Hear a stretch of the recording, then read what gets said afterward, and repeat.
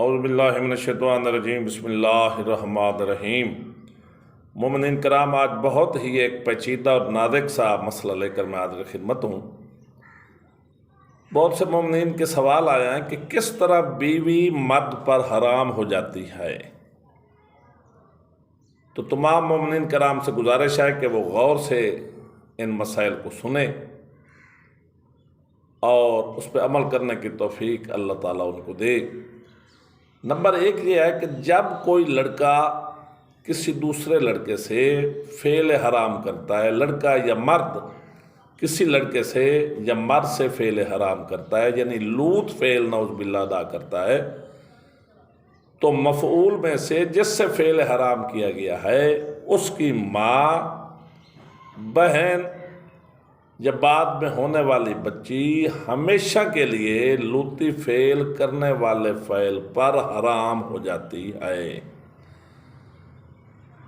اگر وہ اس سے نکاح کرے گا تو وہ نکاح نہیں ہوگا، قیامت تک اس میں سے ہونے والے بچے حرام زادے پیدا ہوں گے۔ تو مومنین سے گزارش ہے کہ ان مسائل کو ذرا تھوڑا سا غور کر کے سمجھیں اور بچوں کی اچھے انداز میں تربیت کریں تاکہ کل نکاح کیا جائے تو کوئی پیچیدگی نہ ہو۔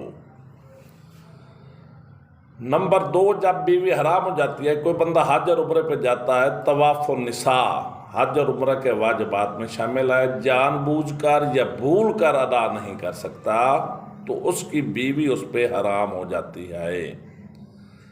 البتہ یہ ہے کہ وہ خود جا کر بعد میں یا کسی کو اپنی نیابت میں طواف النساء کرائے، طواف النساء کرنے کے بعد وہ بیوی اس کے لیے پھر حلال ہو جاتی ہے۔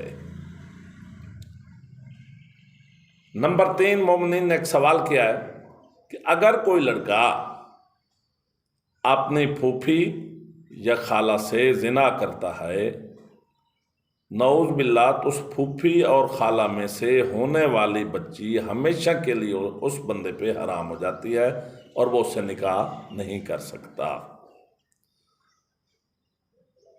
نمبر 4، ایک سوال آیا کہ ایک بندہ جو اپنے بیوی کا دودھ پیتا ہے حالت شہوت میں، تو کیا بیوی اس پہ حرام ہو جاتی ہے؟ تو اس کا جواب ہے کہ دودھ پینے سے اس پہ بیوی حرام نہیں ہوتی اور نکاح نہیں ٹوٹتا۔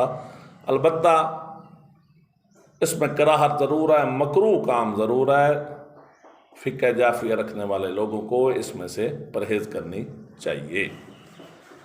اگلا مومنین نے سوال کیا ہے کہ کیا بیوی کو بیک سائڈ سے مقد میں فعل کرنے سے بیوی حرام ہو جاتی ہے؟ تو اس کا جواب یہ ہے کہ یہ کام مکروہ ہے، نہیں کرنا چاہیے، لیکن فقہ جعفریہ میں اس سے بیوی حرام نہیں ہوتی، نکاح نہیں ٹوٹتا۔